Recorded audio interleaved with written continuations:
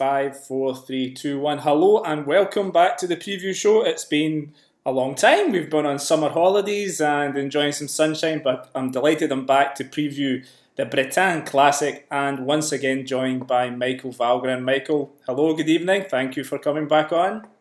Hello, David, and thank you for having me. It's good to be back. It's been a while, a very long time. Much has happened. We'll get to Sunday's race in a minute. I want to go back and have a little chat about the Tour de France in particular. Obviously, massive race, but to try and look behind it and see what we don't usually get to see. So, your role, good teammate, 3 weeks of racing, no chances for yourself. I mean, what is that actually like? How does that feel? I mean, obviously, it's your job. You're paid well to be a worker for Astana, but how does it actually feel to just work for other people?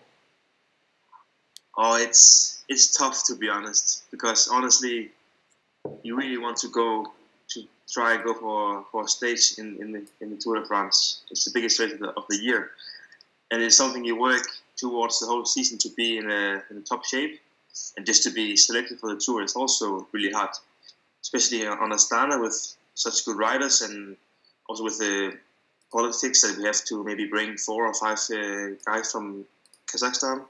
So yeah, just by being in the Tour is big for me.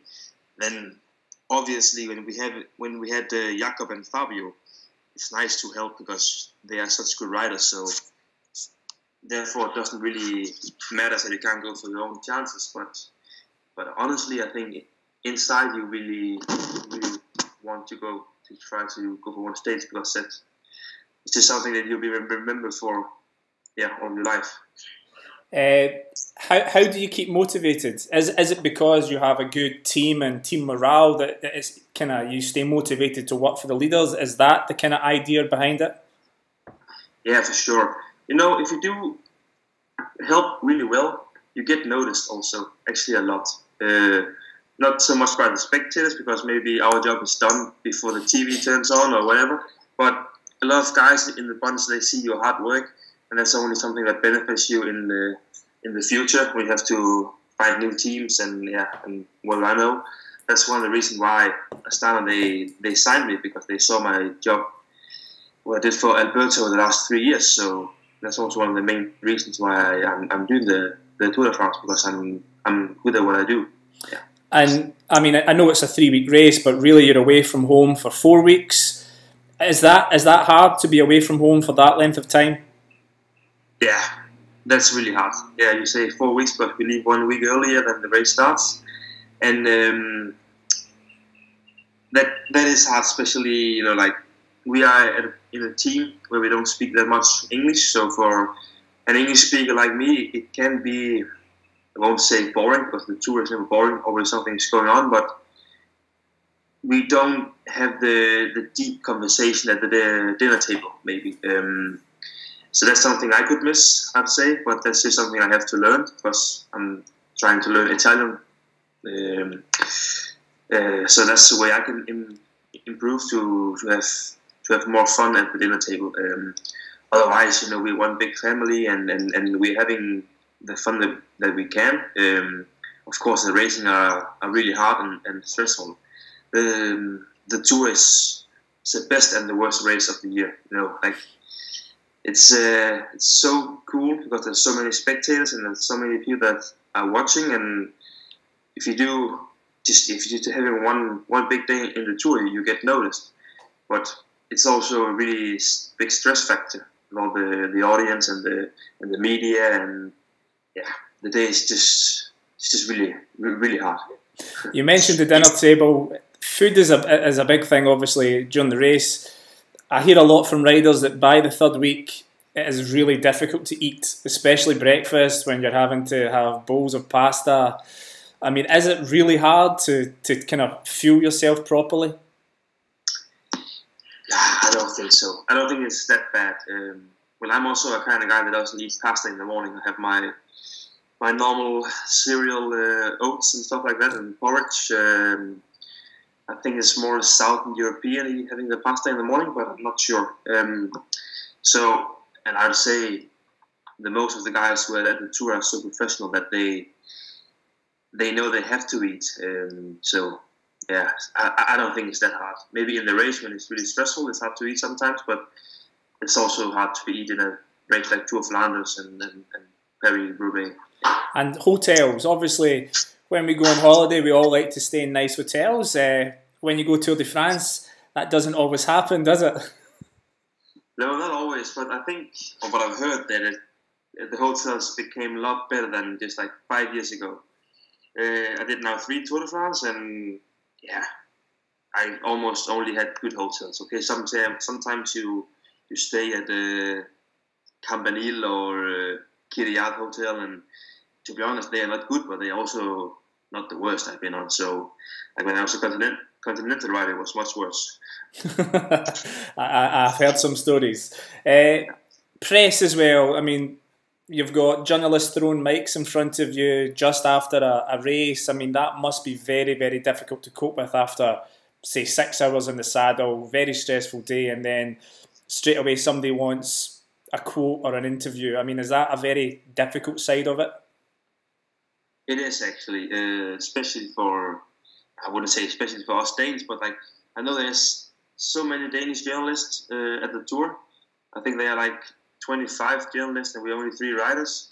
So it's tough, but they always want a short brief from the stage and whatsoever. And also, like, there's a lot of other reporters that's coming to your face after the finish, and that's a really tough thing to say no to sometimes, because they really push you. And actually, I had a small episode this year in the tour where I didn't say no, and then I stopped, and I was a little bit, I was tired, and everything was just going on, and I said some bad stuff, but that's the tour. That's something that's just happening sometimes. Yeah, I think you're right. The riders from, say, England get less coverage. You know, you're right. There's so many journalists and only a couple of Danish riders. Jakob Fuglsang unfortunately had to crash. He crashed out and had to quit. I mean, did that affect team morale? I mean, how difficult is it when one of your leaders has to leave the race? Yeah, it was shit to be honest, because we were in a good row, or like in a good spot with Fabio and Jakob in the GCs, and I think they could really spiced it up. Unlucky for us, Jakob he crashed, and Fabio went a little bit down in the end. So that was not super nice. I think they could have worked really well together, and then we've been a really cool tour to watch as well. But I think we can be happy for Jakob that he didn't crash harder. You know, I think what happened to Richie was a little bit worse. He had a really bad crash, and it's never fun to lose a teammate, and especially he was my roommate. So, and the only Danish guy there, so that was also nice to have a fellow countryman. So that was maybe the worst thing actually from my own side of the When you return from the tour, I hear sometimes it can be hard to get back to normality, back to reality. You're so used to this bubble of intense spotlight, intense crowds, and then all of a sudden you go home and some people say that they can get quite flat after it. Is it difficult going back to normal? I don't know if it's hard to get back to normal. I think I found it hard in the beginning to find the motivation to go out training, to be honest. I know you don't have to train, but you still have to think about the rest of the season. And I was back in Denmark, and the weather was shit, and I just didn't want to look at my bike. Actually, I just wanted to stay in the bed with my girlfriend all day, watching TV and doing nothing. But you always have these small things you have to go to, actually. So I was still a little bit. I had some appointments after the tour, which I would have loved to avoid. Actually, for me, it's nice to just throw it all away and just be myself and no one. Just lock myself in a room and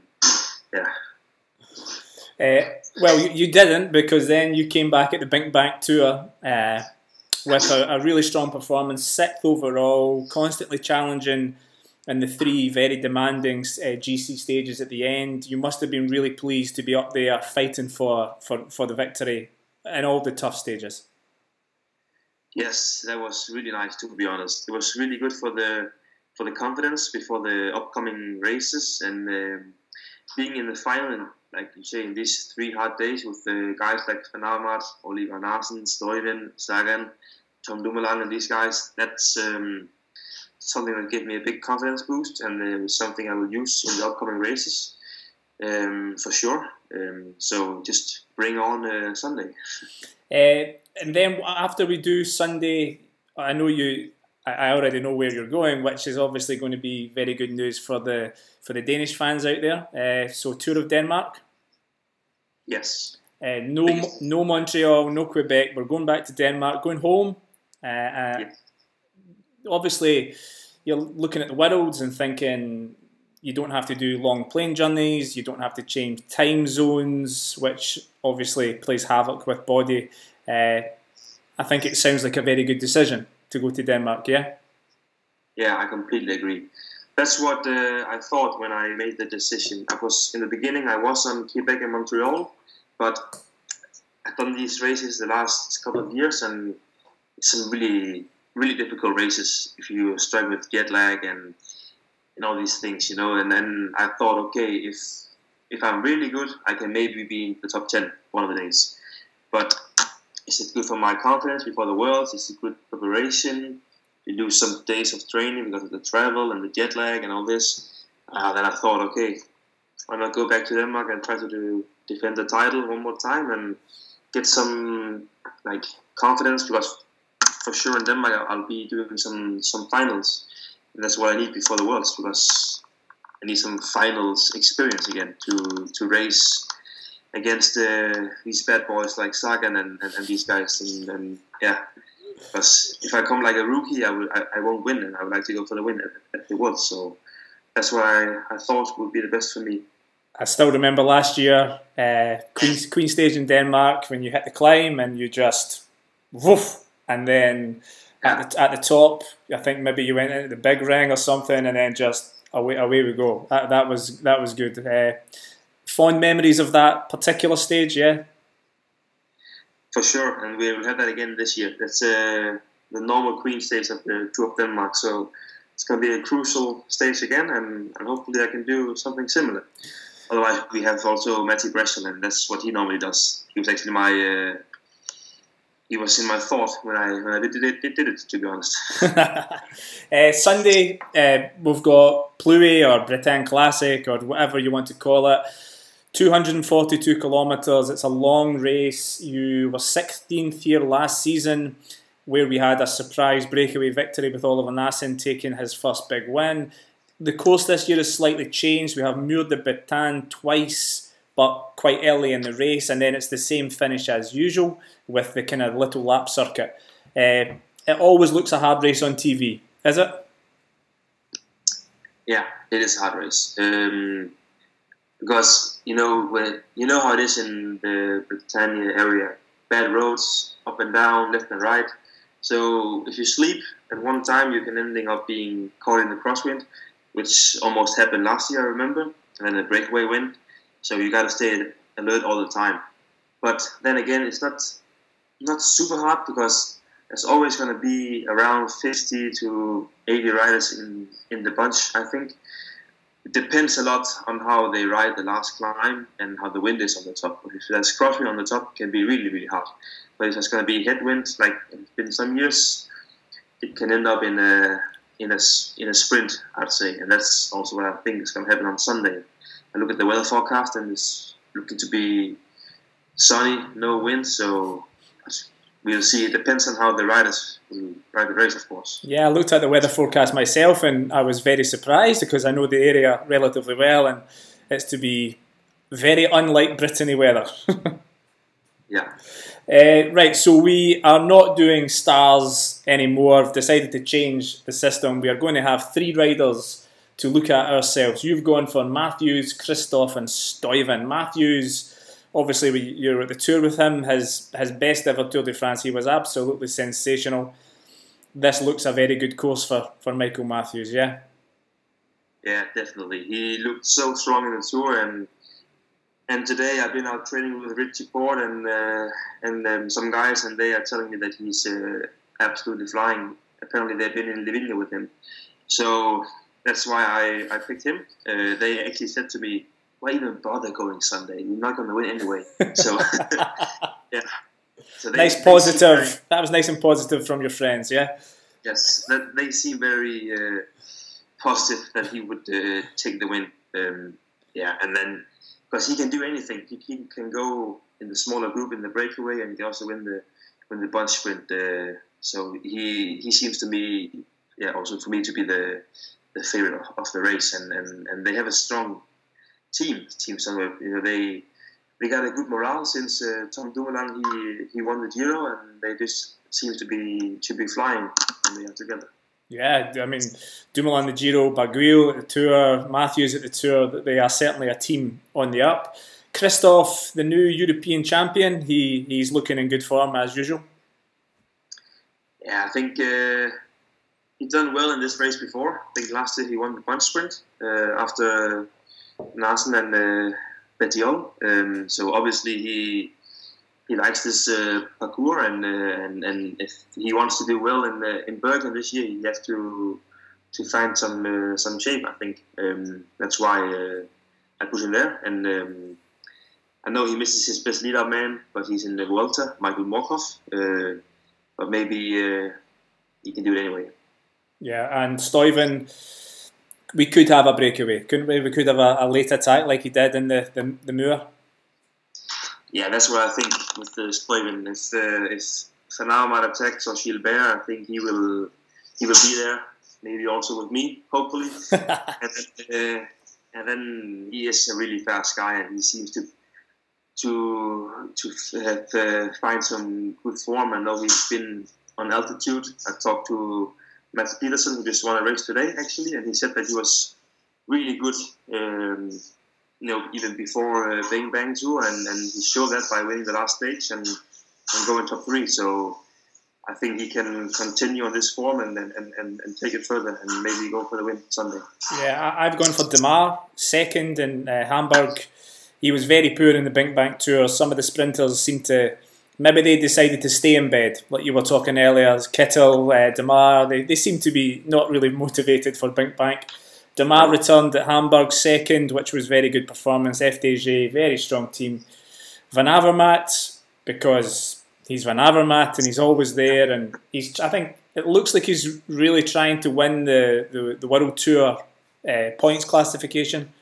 So he'll be going for another top 10. And I've got to mention Ollie Nason, defending champion. This was where it kind of began for him last year.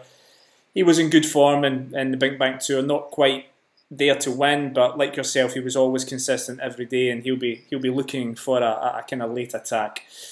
So I think I know what you're going to say. Who do you think is going to win the race? I have to go with Michael Matthews.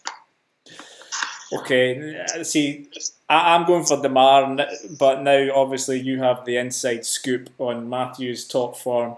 Before we go, have you been watching the Vuelta? I have watched a little bit, yes. Did you see Lutsenko? Sorry? Did you see Lutsenko? Yes, I did. Impressive ride. And then I thought, okay, yesterday now we're going to take one more day with Luis Leon, but he kind of cocked up, didn't he? Yeah, he did. But that's cycling, you know. I think the team seems to be going well so far, and that's it's good for the motivation for the rest of us also to keep fighting. Then you're going to win some races. Yeah, Lutsenko I thought that was an amazing win. You're right about Sanchez. You could see him shaking his head when he was back in the peloton. He was furious. Yeah. And also Tour de l'Avenir's on just now. A race that you've won a stage in. Seems like many years ago now. Yeah, it is many years ago. 4 years, maybe. Yeah, 4 years. That's a good race. I know the Danish team had the leader's jersey for a long time in the beginning. But now I don't know what happened today. Actually, it was the guy Bernal, the Colombian climber. He won by a long way today. I think he's going to win overall. Okay, so Bretagne Classic, Matthews for you, Demar for me, and a solid ride from yourself, and then onwards to Denmark to defend the title. Yes. Brilliant. Agree. Michael, thank you very much for taking time out to join us tonight. I hope you have a good race on Sunday, and you win the race. Let's go for it. You can win and shut Richie Porte up. Why not? Perfect. Thank you, Michael.